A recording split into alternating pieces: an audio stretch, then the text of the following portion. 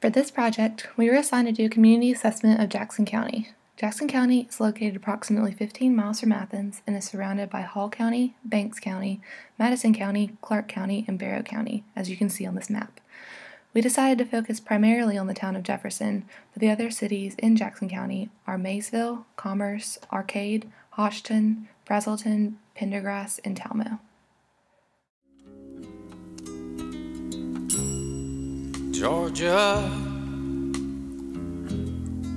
Georgia, the whole day through.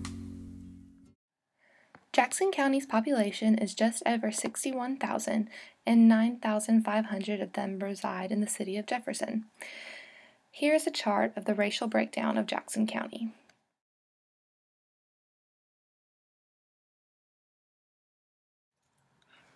As you can see from this chart, there seems to be a lack of education in Jackson County.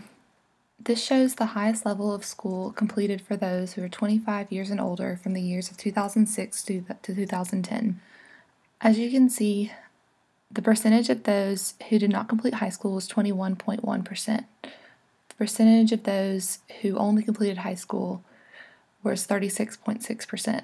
The percentage of those who went to some college and/or associate's degree was 24.6%. The percentage of those who received a bachelor's degree was only 10.1%, and the percentage of those who received a graduate or professional degree was only 7.6%. This is probably the reason for the median household income in 2009 being only $45,252.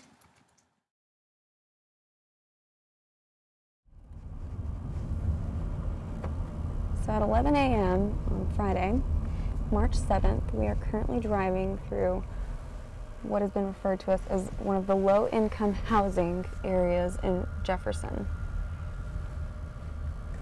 Noticing that there are no sidewalks. There is a tire swing.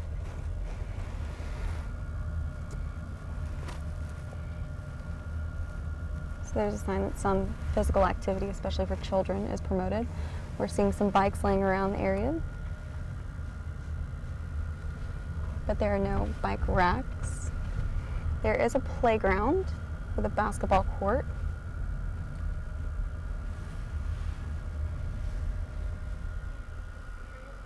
Does not seem to be very protected, though. Safety could be an issue.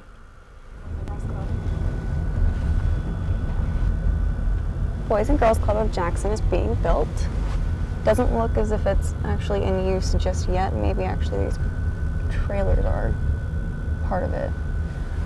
So efforts are being made. Here is another, oh, there's a center with a playground.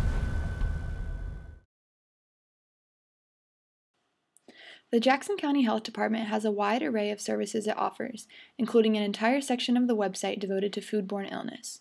Individuals who believe they have a foodborne illness can complete an online questionnaire or call the hotline. The Health Department also posts all restaurant inspection scores online for citizens to access should they choose to do so. It seems that the Health Department focuses its foodborne illness information on restaurant and public establishments and does not provide much education for home cooking and general food safety. Additionally, the Health Department provides immunizations, pregnancy care, stroke and heart attack prevention, emergency preparedness response, cancer screenings, and environmental health services. Jackson County schools have extreme devotion to nutrition and providing balanced, desirable meals to the students. Their nutrition director, Deborah Morris, helps plan meals so that breakfast and lunch combined will meet 2/3 of the daily recommended values for the main macronutrients. Many of the students in Jackson County receive free or reduced price meals, and meals served within the National School Lunch Program have strict guidelines that are based on the Dietary Guidelines for Americans. All 12 schools in the Jackson County school system received health inspection scores of 99 or 100. Despite this devotion to nutrition and food safety, there does not seem to be any education going on in the area of safe food practices and home food preparation. However, the schools might be an ideal place to start early with education about foodborne illness.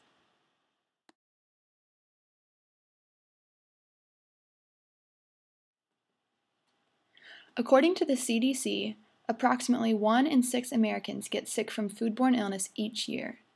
In the years 2009 and 2010 combined, there were almost 30,000 cases of foodborne illness reported. 1,100 of these patients were hospitalized, and there were 23 deaths. Foodborne illness is often talked about only in regards to restaurant food quality and safety. However, 20% of the cases from 2009 and 2010 were from food consumed in a private home setting.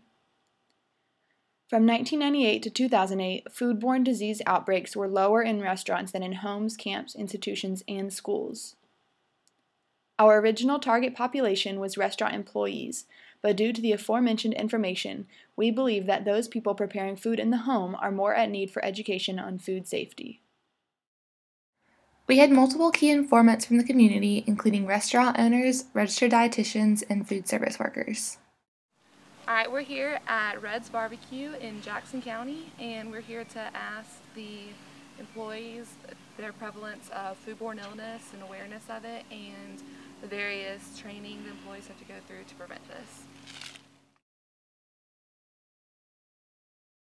I mean, that's our number one priority. You know, my husband took the Safe Serve course, and you know, we've all learned from him as to, you know, temperatures of coolers and you know, just preparing food, making sure it isn't past date. You know, with smoked foods, we have a little bit of an opportunity. You know, they stay pretty long for us. You know, because we do smoked meat. So, but you have to date everything. We throw away every Saturday afterwards. You know, when things aren't sold, they go in the trash. You know, a lot of things do, because you can't keep them past. You know, they just don't keep.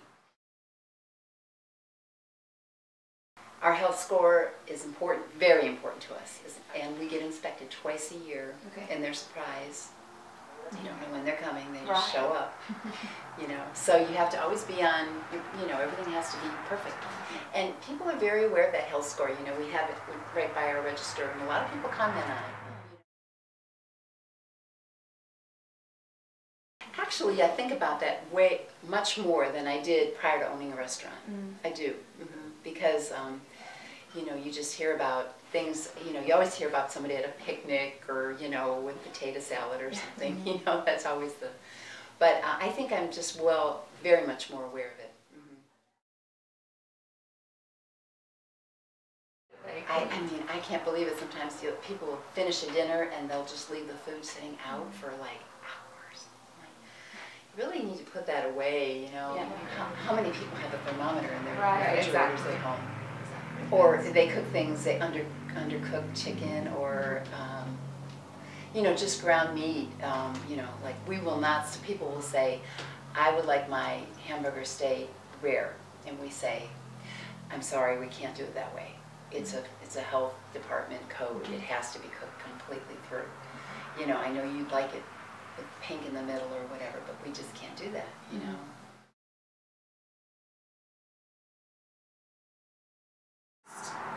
I think it's more of a lack of education. They just don't realize how sick they can get.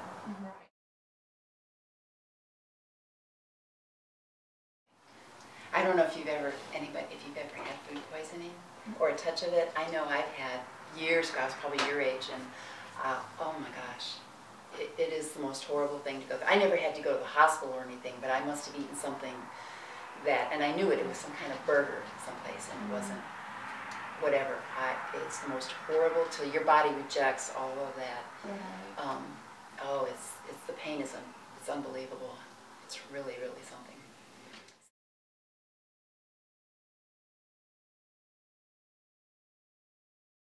In here, no.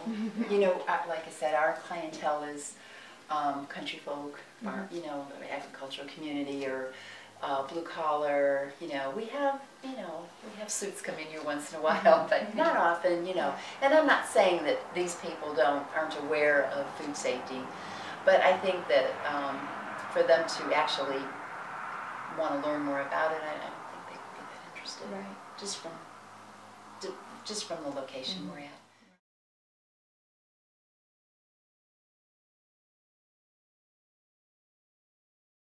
I think it's basically just leaving food out, you know.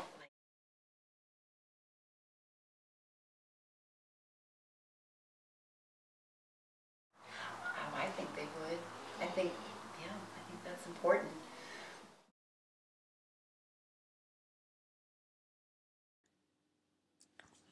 We spoke with Benjamin Gray, who is an MS, RD, and LD, a nutrition education coordinator. He works for the University Health Center at the University of Georgia, which is one of only 2 places available to take cooking classes for the Jackson County residents. However, the University Health Center does not allow non-students to participate in their cooking courses. The input from Benjamin Gray was still very informative regarding food safety and cooking courses.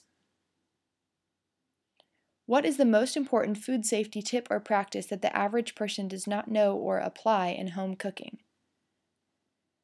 Ben answered, using a thermometer to check meats to make sure they're cooked to the proper internal temperature not only ensures meat is safe to eat, but it also ensures meat stays moist, is not overcooked, and tastes great. You can find the proper temperature on My Plate's Food Safety Advice webpage. When asked about cooking classes and incorporating food safety education, Ben answered that, yes, we discuss food safety topics that are pertinent to the recipes being made that day. This could include checking the internal temperature of meat, avoiding cross-contamination, proper food storage, cleaning fruits and vegetables before preparation, and other topics. When asked about placing value in restaurants' health inspection scores and how it affects which restaurants consumers will choose to eat at, Ben answered that health inspection scores are an important part of our food system. Consumers should certainly take them into account when choosing where to dine out. They should also choose establishments that serve fruit, vegetable, and whole grain menu items they enjoy so they can continue to support health even while eating out. We asked Ben if he believed that the population he served, college students, had a heightened awareness of food safety or foodborne illness due to having higher education. Ben answered that he believes students here at UGA have a similar awareness about food safety principles compared to others their age not associated with this campus. As stated by Robin Grunstein, RD-LD, I have been practicing for 15 years and never had a patient come for foodborne illness. I do not think many people are aware of basic practices to prevent them. I feel the biggest mistake people make is saving leftovers from gatherings after they have been sitting out way past the 2-hour mark. I also hear of people washing their chicken to clean it, but they are really only spreading pathogens around. In an interview with Susan Bell, RD-LD IBCLC, who works for the Jackson County Health Department, we asked Susan if she agreed that foodborne illness was a nutritional issue for her community, what resources did she believe would be beneficial in resolving the issue? Susan believed that a local environmental health office and federal websites such as the USDA and FDA sites would both be beneficial in resolving the issue of foodborne illness. When asked about what contributes to the nutritional issue of foodborne illness in her community, Susan Bell answered that poor education for food service workers and also limited knowledge for consumers, and the lack of interest and knowledge of the food service record would all contribute towards the issue of foodborne illness. When answering about challenges that she thinks would arise from the issue, Susan answered that most foodborne illness outbreaks are due to a continued inadequate knowledge of both workers and consumers. To help deal with these specific challenges, Susan said that she would provide training for workers, increase knowledge of food service reports and score sheets for the consumers and the community.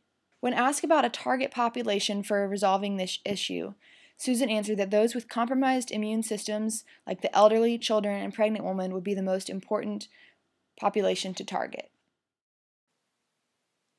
Another of our key informants was Madeline Zalewski, previously employed in food service at a fast food establishment in Jackson County. Madeline is also a recent graduate of Jackson County High School. Madeline gave her opinion on the issue of food safety, her employer's training methods, food safety standards, and how the experience affected her personal methods of food preparation and foodborne illness prevention. Madeline told us that the employee training focused mainly on cleanliness and frequent hand washing. She said the experience changed her mind about fast food establishments and that she is definitely less likely to eat at that particular chain after having worked there. In regards to the health inspection scores, This establishment was much different than the high-scoring barbecue restaurant we visited earlier, Red's Q and Stew. At this chain, Madeline informed us that there had at one time been a score as low as 80, and that it necessitated a new manager being brought to the store to make major changes. However, she did not believe that increased employee training would have fixed the problem. In regards to young adults in her peer category, Madeline said that regardless of age, one can be trained on how to prepare foods the right way. She thinks that anything people learn about food safety is from their upbringings and the way things were done in their own homes growing up. Madeline did think that people might be more interested in learning about food safety if they were made aware of the seriousness of foodborne illness. For our next project, we believe that designing an intervention centered on education will be the most effective way to address the root problem. We know that there is currently a lack of interest in learning more about food safety, as told to us by Mitzi Red, restaurant owner, and Madeline Zalewski, food service employee. However, we are convinced that by increasing awareness of the consequences and seriousness of foodborne illness, we can promote interest in learning more about food safety. Our goals are to increase the use of safe food handling and preparation methods, and to educate the population on foodborne illness. We think grocery and convenience stores will be an ideal place to reach the majority of people who prepare food in their homes. One idea is to put up small, attractive signs near items that could potentially harbor a foodborne pathogen, or those items that require cooking to a certain temperature or a particular method of preparing, handling, etc. We would also use some signs that gave common symptoms of foodborne illness and communicate the seriousness of the issue to consumers. Lastly, some signs would provide quick tips on safe food handling practices. We'd also like to have brochures available with more detailed information and be present in the store once or twice a month to do demonstrations on food safety. We believe that high schools are also a key location for doing food safety education. We would like to modify the current curriculum for the health course so that it includes a unit on food safety and foodborne illness. We think that educating high schoolers would have the double effect of potentially providing information to parents through their children and also preparing these young adults for their soon-to-come lives as independents, preparing their own food. Another idea we have is to provide directions for consumers on how to read and understand health inspection reports. Although they can access the reports online, they may not understand the different categories and which areas of fault are more serious than others. This education could be done in the form of an online link to the instructions, or as brochures to be given out at grocery stores, local restaurants, and clinics, specifically in specialty clinics like pediatrics, geriatrics, and OBGYNs due to the increased potential for foodborne illness in the high-risk groups of pregnant mothers, children, and elderly. We firmly believe that the lack of education on food safety and foodborne illness is a serious nutritional issue in the population of Jackson County. Through our interviews with key informants, research of data, and assessment of the community, we conclude that the first step is raising awareness about the seriousness of foodborne illness. Then we will use educational tools in venues already frequented by customers to teach safe and healthy practices. We think that Jackson County residents will benefit greatly from knowing more about food safety and that the incidences of foodborne illnesses in Jackson County will be lower due to their increased education.